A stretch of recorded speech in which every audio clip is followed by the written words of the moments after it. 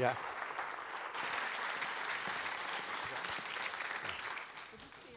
Please, the opera may be setting up behind us if you're wondering what's going on, but we are really happy that we've got some great questions. I'm going to start with a question that Carl Seberg twittered.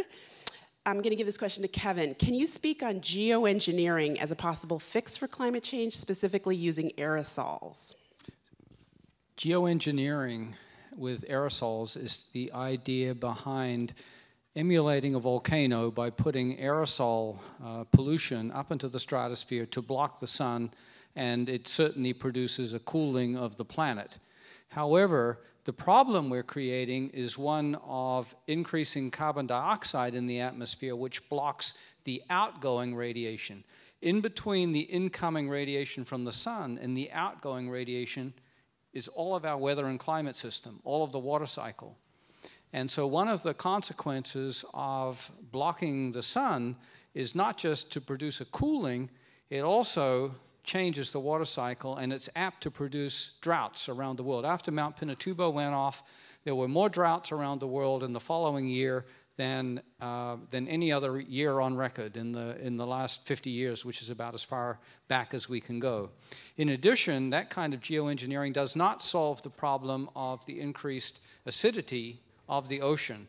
And then there are ethical questions about who should actually control the trigger, about how we do this. One could worry about having somebody who says, I'm going to solve the world and put stuff into space and block the sun. And the next thing you know, there's a drought over Russia, and Russia blames the United States, whoever puts it up there, and a conflict breaks out. And so there are major ethical questions about geoengineering as well. Thank you. This next question was tweeted by Jeffrey Atkinson, and I'm going to ask Andy to take the microphone. I've got my headset. Oh, right. What is the most pressing policy issue today regarding climate change? Keystone, coal shipping, a carbon tax? Well, I think the question illustrates the reality of the situation, which is climate change is not a single question. It's not, you could stop the Keystone pipeline, but as long as the price of oil is high enough, we're going to go to the ends of the earth to find this resource that everyone needs for mobility. So it's not a question of stopping a pipeline, but if you live in Alberta, or if you care about certain things in certain ways, that's your issue. And for Bill McKibben, that's been his issue, and on many campuses it is. And in the Northwest, limiting exports of coal, yeah, it would be great to sort of tamp it down. But Australia is exporting millions of tons of its coal. Even as Australia has put a carbon price in effect, they're exporting their carbon to China to burn there. The United States is exporting coal to Europe right now. Germany is turning off its nuclear power plants, but building new coal-fired power plants because it doesn't have enough renewables, and it doesn't want to burn natural gas. So there's no single answer. This is not a Keystone question. It's not a coal export question. It's still about how do we solve our energy problem, as Richard was saying, how can you make renewables or something, nuclear, a safer form of nuclear, how can you make those a realistic part of our energy menu? But if there is a price on carbon, it changes the economics of things like Keystone. But we have no evidence around the world that there can be a price high enough on carbon that's politically sellable that will be high enough to generate the change you would want. It's a super wicked Beyond. problem. Beyond. All right. I'm going to ask Richard to take the microphone. We didn't have a name on this, but what will the world look like if humanity fails to take measures to mitigate climate change? Yeah. Well, if you run this out far enough, you can get some very scary things. Right now, this coming summer, there's a reasonable chance that in a lot of the places we grow our food, on the hottest day of summer, when there's enough rain, there's enough sun, there's enough fertilizer, the bugs are gone, the weeds are gone, the crop won't grow well because it's too hot. And there's a reasonable chance by late in this century that the hottest year that's in the instrumental record will be below average. Which means either we have to have some really good fast crop breeding or it gets hard to eat. There is evidence that there have been times in the past that were hot enough from natural changes that raise CO2 that it was really difficult for any big critter to live anywhere in the tropics. And if you remember, the tropics are a big belt around the middle, and the poles are a little cap on top. And yes, the mountain is broad at the bottom, and it's little on top. You can't just run to the poles and the tops forever. I'd like to go back to Andy. We had a number of cards ask this question in various ways. Why is the media doing such a bad job covering climate change? Well, kind of like the Keystone question, there isn't a single media. There's TV, which of course I'll always blame because I work in what used to be called print, text. But you know, the media are unfortunately, like many politicians, serve the public. And the media often have this pattern of serving the public what the media think the public wants. And it's very rare for the media, like a president sometimes, to step out ahead and actually be proactive. At the New York Times, I had situations, not on climate, but on the deteriorating water quality of New York City's reservoirs, where there was an editor once who said to me, "Aren't we ahead of the story a little bit?" That was hardcore. So we're like weird that way. We reflect, and it's rare. I mean, the LA Times, Usha, you know, they stepped out front and won a Pulitzer Prize for beautiful work on ocean issues. That's hard to get into onto the front page of a newspaper. Now remember, news is what happened today. Climate change is this epic process. I encourage you to Google for a book called The Long Thaw, which is, along with the 2-mile ice machine, time machine, is a very wonderful book about the long realities. The timescales of this issue really are thousands of years in terms of the commitment we have for climate change by David Archer. But again, how do you fit that into a newspaper article or onto a radio report? It's hard. There's much to talk about, but we could go on to .earth and put in the word media, and you'll see more.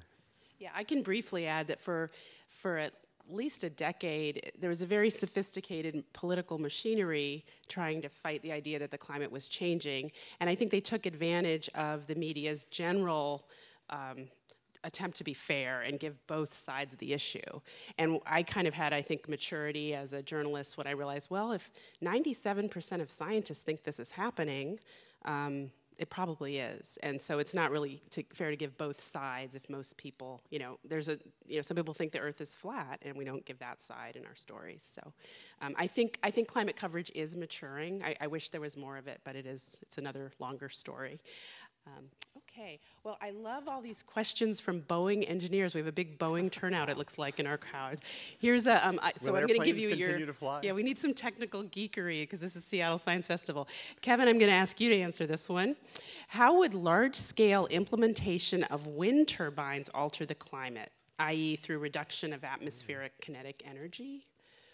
So wind energy taps the wind at the surface. It has the potential then to slow down the winds a little bit, although a lot of the winds will just zip by overhead, and the effectiveness of too many turbines becomes a little bit self-defeating. But in general, it looks like a pretty good part of the overall energy mix, I would say, especially offshore. I'll just leave it there. I think this is going to be our last question. I'm going to ask Richard to take it, but I'd like the other two of you to chime in. These are two related questions. The first is, what strategy do you suggest to convince unbelievers that they should be concerned? But I think this other card is asking the same question in a different way. How do we talk with and to the zombies? Yeah, you could imagine a world in which doing the right thing for your great-great-grandchildren was just hard on you. And we do a lot of that anyway. But in this case, it's very clear that doing the right thing for your great-great-grandchildren can help you too. There is a large body of scholarship that says that there is a social cost of carbon. If you build a wind turbine and it breaks, you have to pay somebody to dump it, just the way you pay for your trash. If you burn fossil fuels, you dump it in the air and you don't pay for the trash. And that has a cost by changing the climate for everyone else, and that hurts the economy and it hurts how well off we are. And if you include that If you said, no, we're going to put a price on that, so you pay to throw that away the way you pay everything else away, economically you are better off. So if you care about money, you do something about this. If you care about national security, the Pentagon says this matters. So if you care about national security, you do a little more about this. If you care about the golden rule, the people who are benefiting right now are rich people in cold places who are burning a lot of fossil fuels. The people who are getting hurt are poor people in hot places who aren't causing much of the change, or people who haven't been born yet. And those who listen to the golden rule, we're doing unto others. Okay, so if you care about a lot of things, you do more. But if all you care about is money, you do something. And the most important thing, I think, is to listen. I can't tell you how many conversations I've had either on my blog, through digital conversations, or in person with people and audiences where everyone's girded for battle. And when you start asking questions and having a conversation and interact, you'll find out that maybe the person's resistance is not to the idea about warming or about greenhouse gases, but maybe just the face of someone like Al Gore pops into their head. For them, that is the problem. And when you start to kind of, and I'm not saying that Al Gore is a problem, but for some people he is, believe me. And the bottom line is, once you converse, you start to figure out where the soft spots are, where the commonalities are. Often I try to engage in what I call non-debates. What do we agree on? And you'll find there's room to move. For me, it is an ethical question, and we are thinking about what kind of a planet we're leaving the future generations, and so this does often come back to values, and what your world view is, and things like that. And I think there are ways, certainly, of talking about this in many respects, and they do relate to what things you agree on and what things you do not agree on.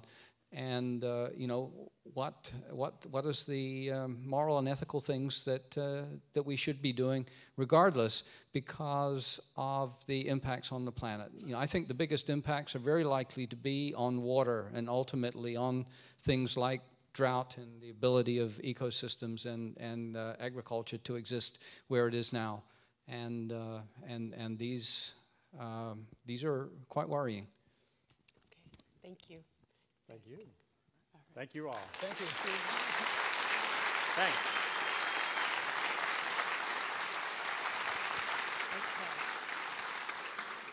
Okay. Thanks for the excellent questions, and that conversation can continue on Twitter.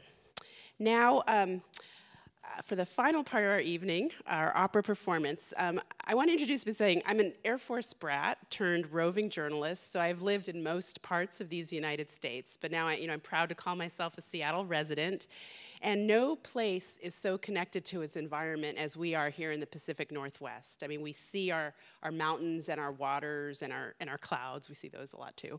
And I feel like this area is a bellwether. We talk about the issue of ocean acidification, and it is our famous shellfish that are in waters that are increasingly acid, so baby oysters can't make their shells. Salmon is another canary in a coal mine for us. It's such a symbol of the health of our environment, and it's woven into every aspect of life here, including now our opera with this performance of Heron and the Salmon Girl.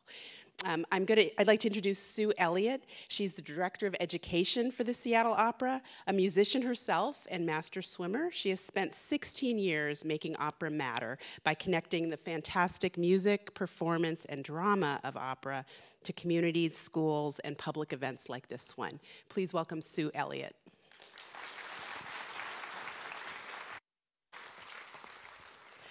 Thank you very much. Thank you, Usha. When I say opera, what do you think? Tragedy. Yep, what else? Wagner. Yep, coming up. Long death scenes, anyone?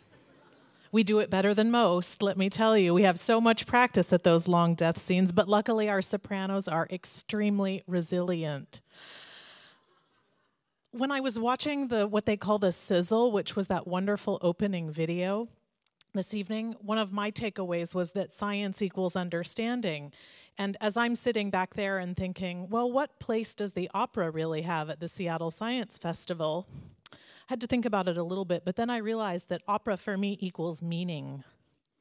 That we have the ability through the ancient art of musical storytelling, which every culture around the world shares, to help us look deep inside ourselves and to look out at others and to understand ourselves and our world in a better and more deep way. And so when Usha said that I've spent a long time trying to make opera matter, it's absolutely true. And one of the things I'm convinced of is that the power of opera doesn't need to be relegated to stories from the long ago and far away. And so the trilogy, of which you're going to see the first opera this evening, the trilogy is called Our Earth. It was inspired by this time and this place here in the Pacific Northwest. And we decided that we wanted our short children, which are in elementary school and middle schools, and our tall children, like you, to think about what would happen if the salmon didn't come back one year. And so we created this trilogy of operas, and tonight's opera, Heron and the Salmon Girl, starts where the river meets the sea. And I'd like to take a moment to introduce our characters, and then we're going to get rolling on this opera. So our Heron, this evening, Sonia Perez, a soprano. Sonia. Thank you. Our Salmon Girl, soprano Alexa Jarvis. Now, a salmon girl is a very interesting dual species. On land, she walks as a Litza, and she swims as a salmon girl when she needs to get away from predators and people. Thank you, Alexa. Our impish adolescent Orca is performed by tenor John Coons, but he's coming out dressed actually as Alitza's brother Par. And when the opera opens, Par has left their small fishing village before the opera opens, and Alitza is searching for him. Thank you, John. Our fourth and final principal singer is baritone Thomas Thompson, who you may recognize from the Luminaries of Space event last season. He is Turtle and Tail, our very grumpy fisherman. Thank you, Thomas. And finally, people who you don't see, but you will shortly, is the Seattle Opera Youth Chorus, who play the role of the waves in Puget Sound and the estuary. So without further ado, here is Heron and the Salmon Girl, composed by Eric Banks after a libretto by Irene Keliher. Thank you.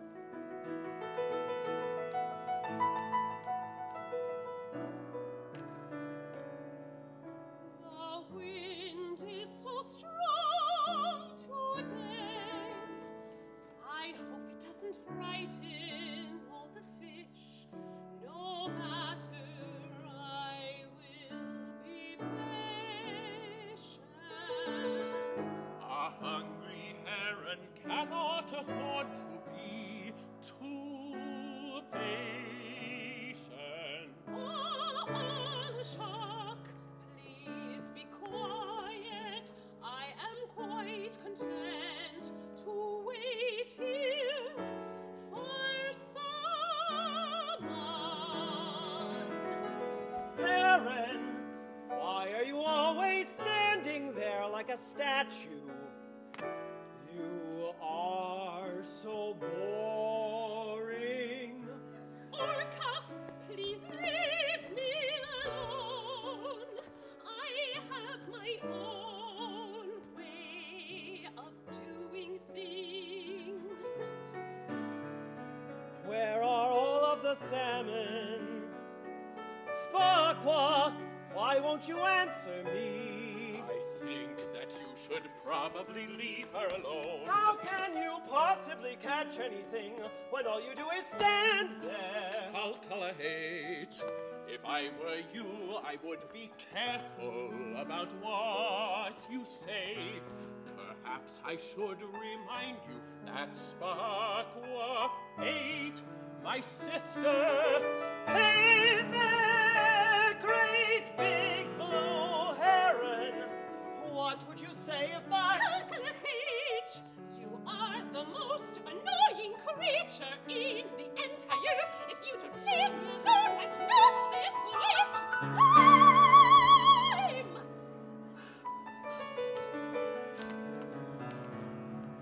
Oh, little blackfish, I told you to leave her alone.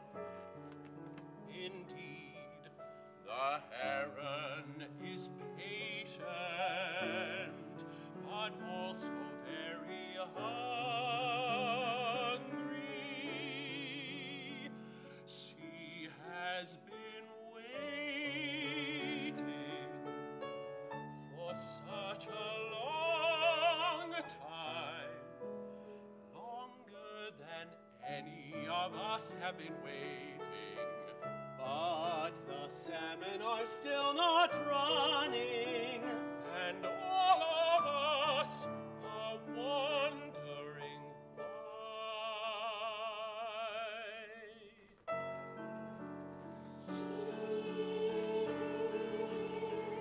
The river is sleeping. It runs as quietly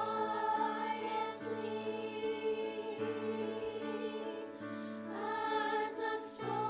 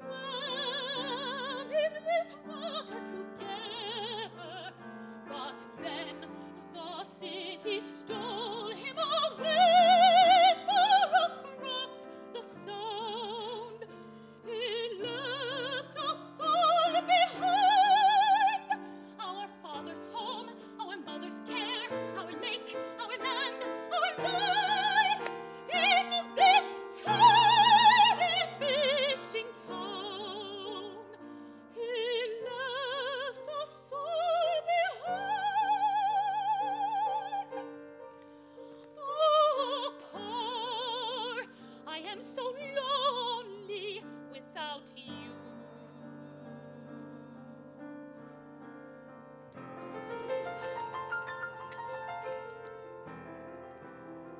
I might be a fish, but I am no small fry. We smolts are very strong. Little silverfish, tell me, where are the others of your kind? It seems like all of the salmon have vanished. I have no idea why haven't you seen them? I don't know either, that's why I'm asking you. I've been waiting for them for such a long time. Squawkweeds, come a little closer. Wouldn't you like to play with me? I have no desire to become your dinner. Here, little silver one, take my wing. I will help you reach the ball. Oh, thank you, Sparkle. You are very kind to offer your wing. I don't care to be your dinner either. I can do it myself.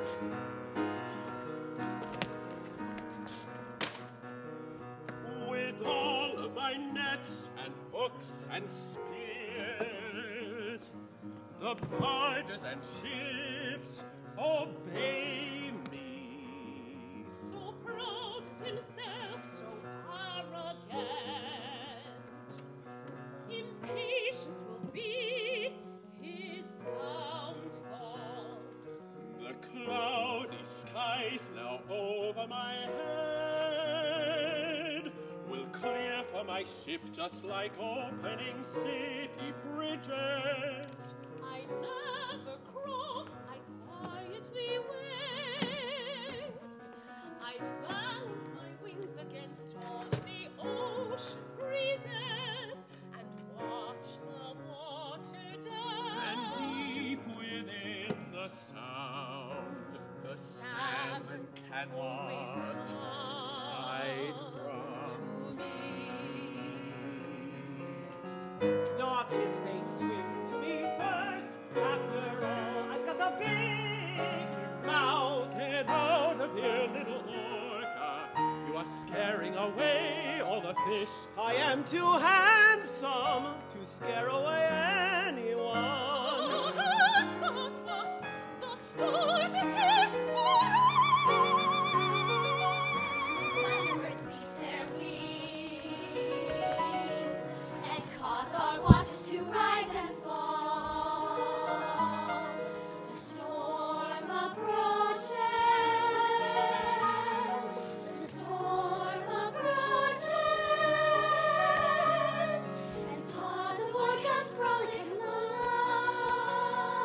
us as if it were any other day.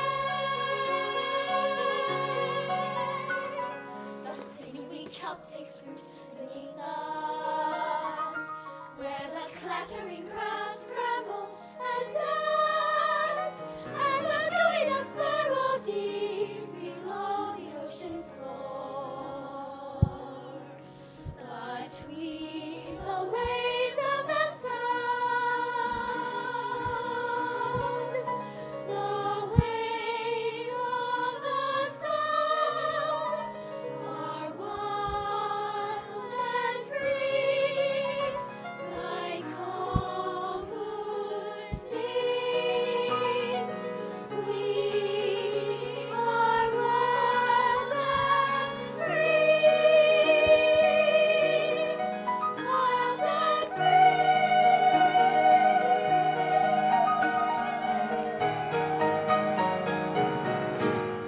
What are you doing here, young lady?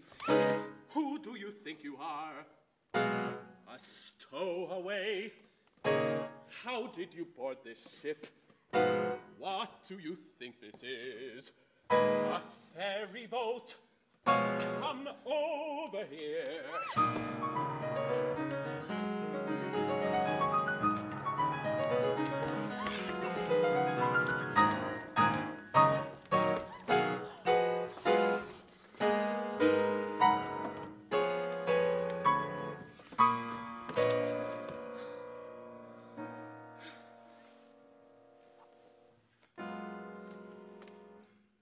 why did you save me? Why are you so prideful?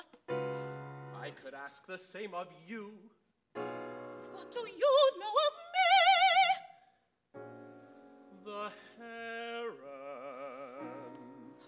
told me about your brother. If he is so sick, then how could you possibly leave him alone? When we were very much younger, on a boat that resembles this one, my brother and I sailed. We sailed for days on end. But now he's too good for me.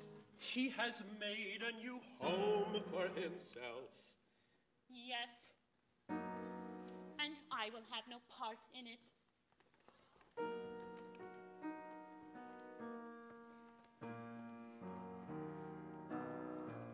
I was born across another ocean, and in my life I've seen so many faces.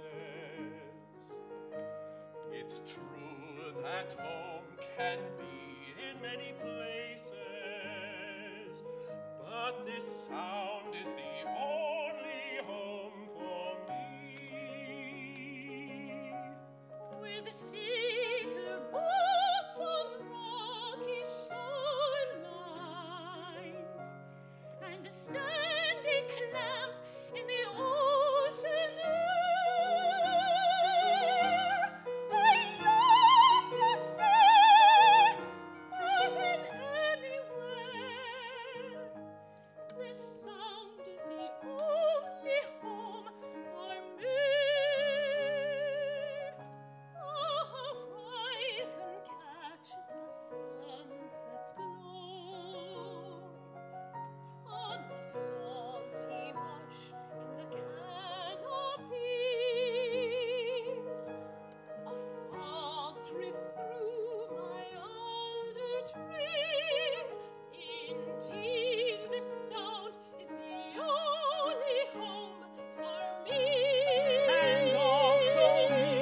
This sound is the only home for me.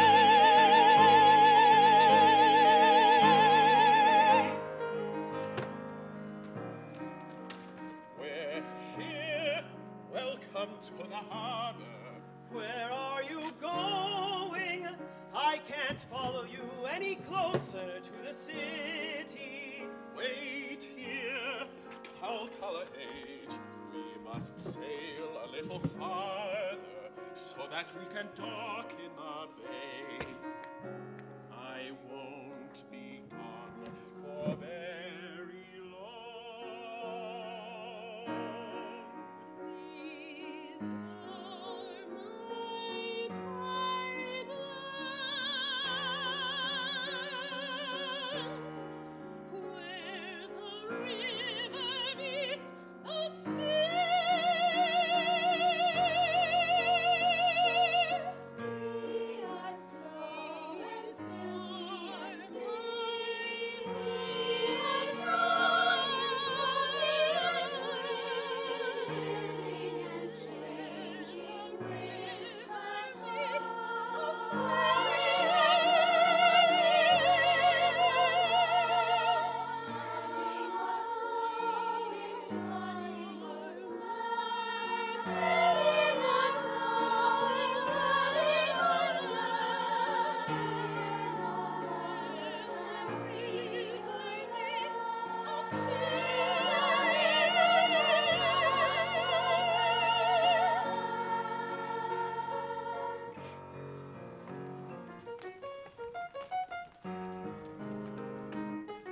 The city's huge.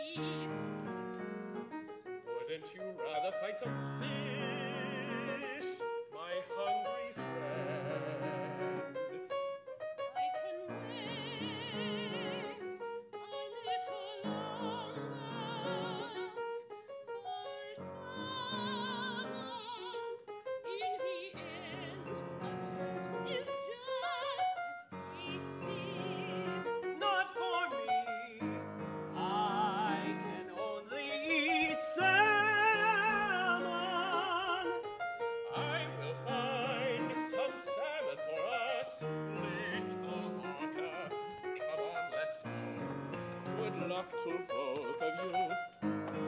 I hope I can trust you with this little silverfish. Grab on. You can always trust me. We are flying so high. Do you see him yet? No. Get ready to cross the bridge. How about now, Sparkwa? Can you see him? Not yet, but look at the traffic.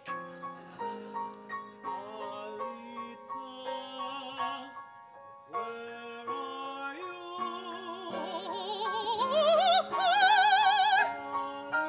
Oh, I know that he is near. How can you tell? I hear him singing. I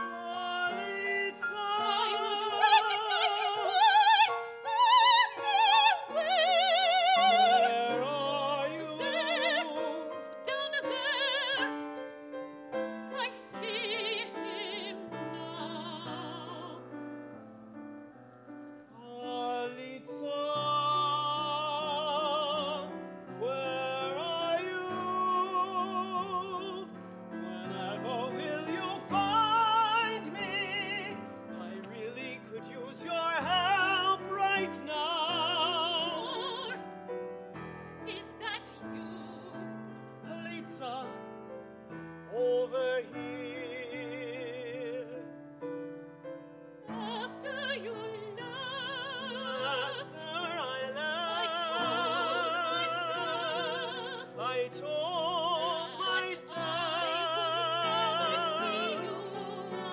that I would never leave the city. that you would never return. That I would never return. I see how much you have suffered. But now I know how much I have missed you. My sister, my only sister. I'm sorry it has taken so long. I brought your medicine. Will you please come home with me? I can't.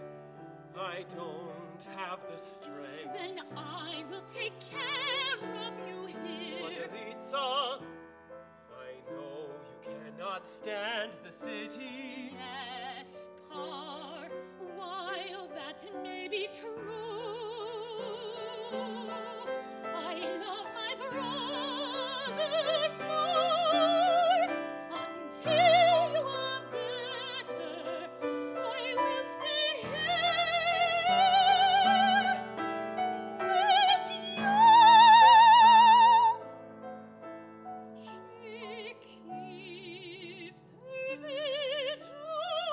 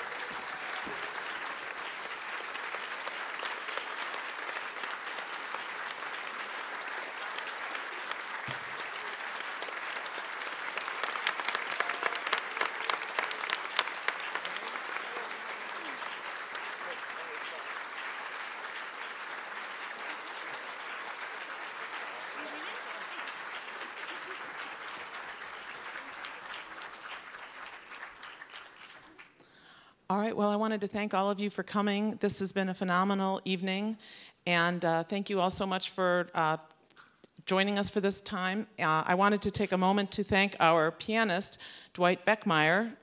He did a beautiful job. I wanted to thank our speakers, and just thank you again. And of course, our sponsors, the Seattle Center and the Boeing Company. So I hope we'll see you at next year's festival. Thanks again. Good night.